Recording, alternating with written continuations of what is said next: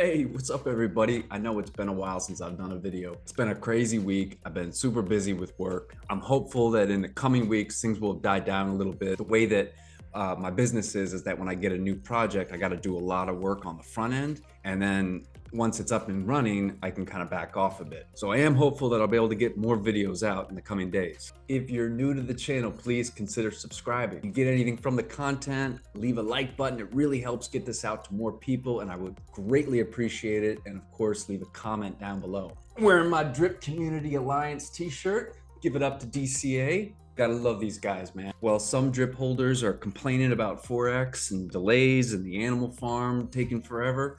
These guys are out trying to change the world, do something good with drip. So today I want to talk about, as the thumbnail says, probably the most bullish thing that I've seen with drip. But before we do that, I wanted to quickly just take a look at something.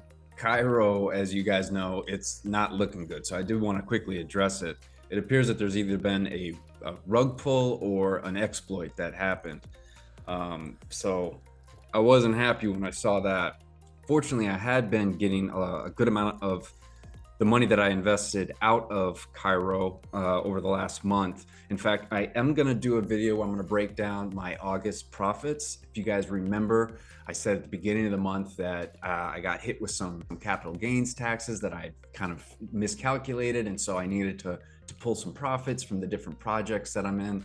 Cairo was one of the ones that I was pretty aggressively pulling profits from. So I got almost all of it back, but it is really a bummer. I think it's really just a reminder, you know, obviously I'm like huge into drip and I do like to get involved in other projects, right? And I cover them on this channel. And I think like, you know, anything new that I get into, if it is a new like DeFi type project, my goal in the beginning is to get my money back. All these projects, no matter how amazing they all say that they are, they don't have the time that drip has, right? They don't have the proven track record that Forex has. These are new developers. Who can we really trust? And even if they are trustworthy, can they actually create a protocol that is not susceptible to exploits? Really gotta, you know, exercise caution and remember, it's why, you know, use risk capital only for this type of stuff. So we come over to the Cairo chart. I mean, like, have any of y'all actually looked at this? I mean, this is crazy. And the reason it looks like this is because of this huge scam wick that happened. So basically, without getting like too into the weeds on what this happened. So if it was a hacker or if it was a developer, whatever happened, what they were able to do is find an exploit in the contract where they were able to completely drain the liquidity, right? And when something doesn't have any liquidity, the smallest little buy or sell can fluctuate the price drastically, right? So it had no liquidity, a buy came in, shoots the price way up. Look at this, gets all the way up to, you know, 570, and then they just dumped, right? And they took a little over $1 million in BUSD out of the contract. I mean, this is some gangster shit right here. Like, damn. So right now it's sitting at, you know, 0.64. It had been trading at like $1.30 something, 38 before the exploit. So it's come down significantly. And I did see a message in the Telegram that they, you know, they are claiming, the developers are claiming that this was a hacker, that this was not them. And that they have a full-on plan to get this thing going again. They're going to be adding more liquidity back into the contracts. And but look, they said this, you know, that assuming that it was not a developer and it was in fact a hacker, they've got a long road ahead of them, especially if, you know, because they've lost trust, right? So, you know, people are going to be very, very skeptical. In the moment liquidity starts getting added back into this, people are probably going to be selling, and they know that. Not to mention, you know, with the markets the way they are, certainly if we take another dip in the markets, it's just only going to just put more pressure on this. So be careful, guys. It really is unfortunate, you know, that this happened. So, all right, coming back over to drip, I'm going to show you guys why this is just the most bullish thing ever. And it actually kind of relates a little bit to what I just went over with Cairo. So here's, the chart on the main DEX. Price is, kind of holding up here. We had the AMA where Forex said it was the third week that the animal farm is going to launch, as opposed to what we were all thinking based on something that he had said in a previous AMA, that it was going to be the first week. And so, all the people that are in drip that can only think in binary, they're all pissed off, and that did cause some selling. And then we had this enormous sell. It was on the 1st of September. Now, keep in mind, we had the no sell August, right? So there were people that were committed to not selling during August.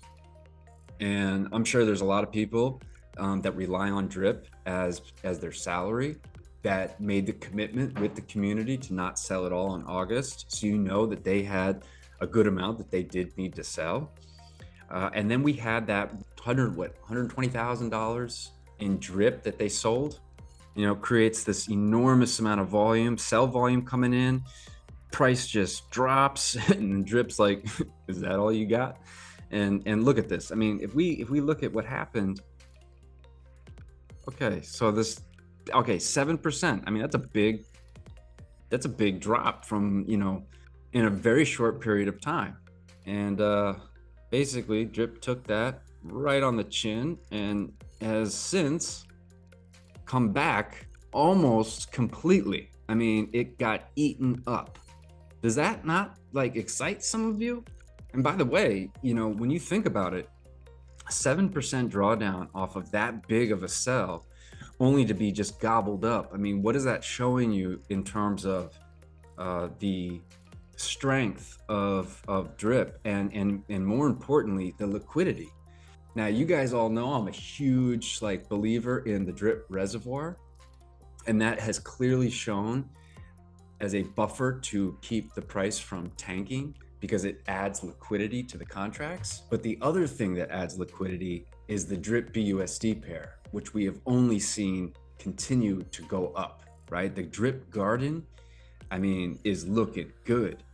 And because that contract balance has been going up, that's more people that are adding BUSD to the drip liberation to get the liquidity pairs. And so the amount of liquidity that's in drip is, I mean, it's just, that is why we can have the supply that we have and the price that we have. It is super strong. It's going to be able to handle big swings, big sells.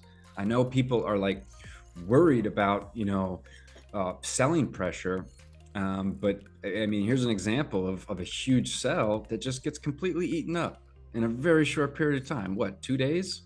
You guys have heard me say it before. Liquidity is everything.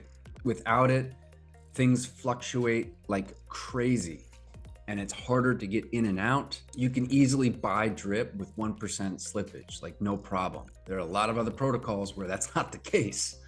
To give you just a little bit more, even more context here, we just zoom out a little bit, right? Look at this volume. This is, this is the sell volume that came in that tanked it here. I mean, it matches up with some of the big volume buys that we were getting here, which shot here. I mean, this is a lot. Obviously, this is just one single one, whereas the ones over here, is a good amount, which caused this, this bigger push to the upside. But this was still, it's just showing you this was a significant sell that took place. And Drip's just you got anything else? That it? Anyway, great to be back doing a video again with all of you. Again, if you haven't subscribed yet, we'd really appreciate it if you would hit that subscribe button, comment, ask questions, and I'll catch you guys on the next one.